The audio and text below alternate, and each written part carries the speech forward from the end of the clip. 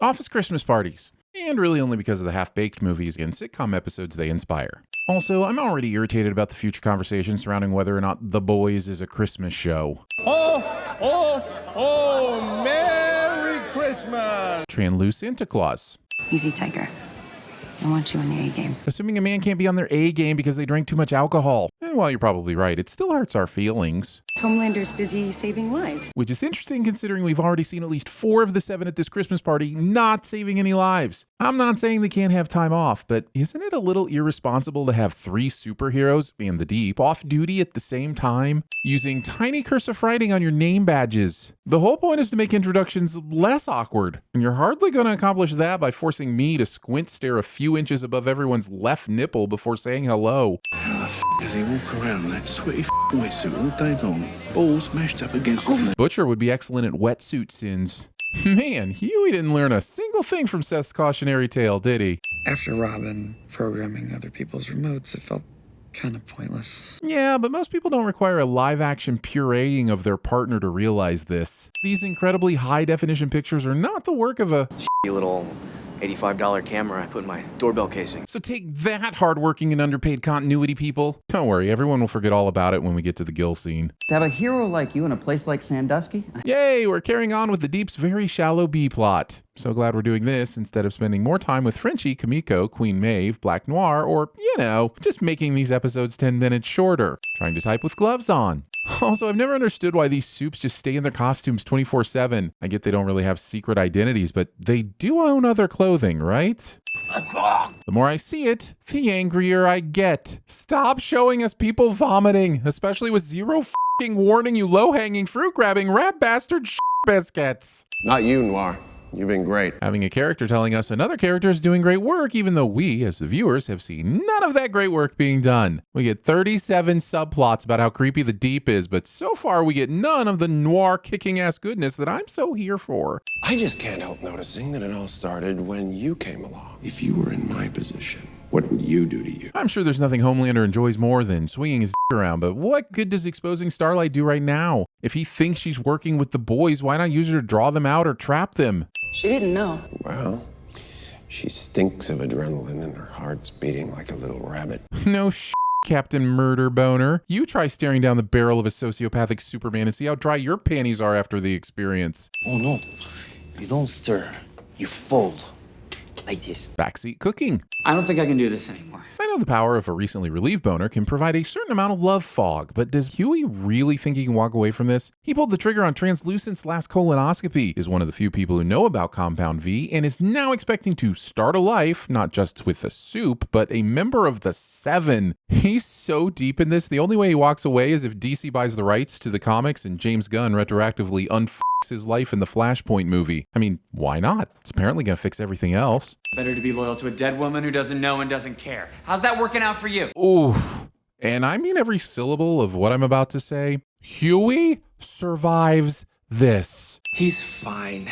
Remington Steele is almost on. I know A-Train is saying this in jest, but this is Remington f***ing Steele you're talking about, A-Train. The only negative thing about Remington Steele is that no one has bothered to give us a Blu-ray set of the complete series. My place is burned, they got me. Butcher has a camera in his apartment that's linked to his phone, and how many of those apps don't also come with some sort of alarm that tells you when someone breaks in? What's the point of only finding out after the f***ing break-in has happened? Also, I'm not sure what button I'm supposed to believe Butcher pressed here, but I don't see anything on his phone that looks like a home security app. Get your ass over here in 20 minutes. I'm gonna burst them like a fucking pinata. So you're gonna blindly run around hoping you hit the target without hospitalizing too many kids in the process? Feels inefficient, but it's your party, dude. Right here, sport. Why is A-Train wasting his super speed in this apartment? How far away could Huey's room possibly be? Special 2016 Comic-Con edition? Huey still has these? Call me sentimental, but I think the discarding/burning/voodooing of the action figures of the person who turned my partner into chunky human chutney would happen almost immediately. I am not leaving you with him, all right? You're just a kid. You're my kid. Imagine having Simon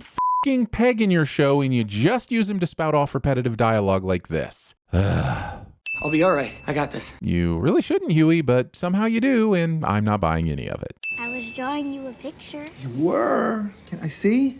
Oh my goodness, this is beautiful. Lying. I'm telling you, you're gonna love it here. Telling someone that Ohio is a place they'll love living. Lay back. I said, lay back. Okay, we'd be totally remiss if we didn't address the infamous nightmare fuel that is the gill scene. I think I see what the show's doing, and I'm all for addressing the fact that men can be victims too, but I'm not sure I'm on board with the idea of this being some sort of karmic payback or a baby step towards a redemptive arc for the Deep. It shouldn't take an eye for an eye situation for him to realize that what he did to Starlight and who knows how many other women was wrong. Either way, here's a sin for just being gratuitously fucking gross. Looks like Butcher recently graduated from the Michael Myers School of Chasing Your Victims. How did you? I stuck a little bug on you. Wow, good thing this is Mesmer's lucky jacket that he never leaves the house without, but also never cleans, folds, or uses any of its pockets. Also, episode expects us to believe that a New York airport bathroom would ever be completely unoccupied, and I do not believe you. Mesmer gets pulled to his feet by a broken wrist and doesn't scream, "Ow, that's my broken fucking wrist, you fucking dunderschmuck." Now, we don't know the circumstances of how Becca left that office, but it does seem strange that Homelander wouldn't think that her leaving in this state wouldn't look suspicious to the camera that he must know is there. Okay, maybe we can chalk this up to Homelander is reckless and so powerful that he doesn't give a shit, but that just makes me question why he cares about anything at all. Oh, wait, no, not that one. This one. Yeah, that's my guy. Because all these other lobsters that apparently don't deserve to live. You can call me Uncle Billy. Asking a kid to call you uncle when you are not in fact their uncle. Don't say sorry, no. Look at you, standing up for yourself. And murdering people. Don't forget the murdering part, Hugh Sr. So what are these, pets? No, just breeding them. I try not to get too attached to my subjects. Heavy-handed metaphors.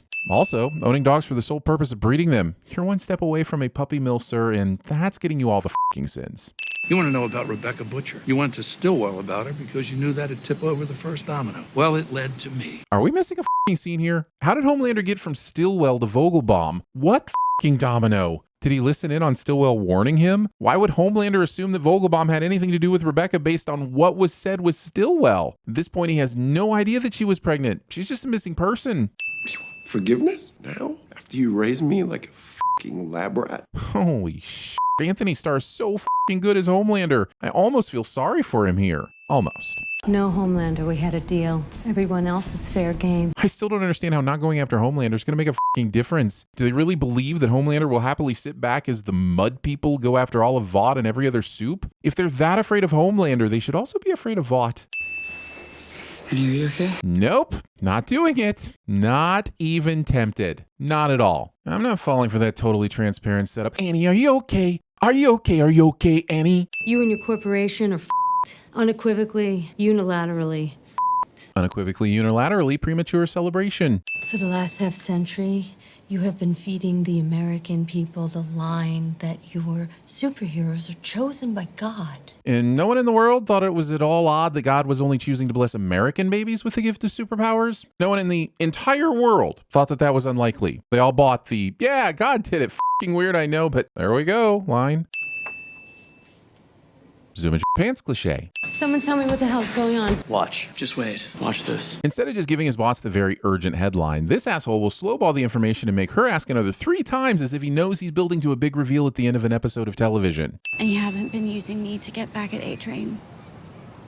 No! The answer is no, of course. I haven't, Annie. Yes, I bugged your phone, but I really like you, and here's why I'm trying to take down Vought. Huey does nothing to help himself here, and maybe that's because he's overwhelmed with guilt and he knows this isn't the whole truth and just lets this question hang so the show can have some more conflict. Huey has nothing to lose here and should immediately be telling her all about Vought and Compound V. I didn't ask for your help. Yeah, looked like you had it all under control. Actually, it kind of did. He was just explaining to Starlight why she can't trust Vought and should trust him. However, I imagine what little credibility Huey had might be undermined now that he's running away from her with the man who shot her. Why doesn't he stay with Annie to prove that he's on her side?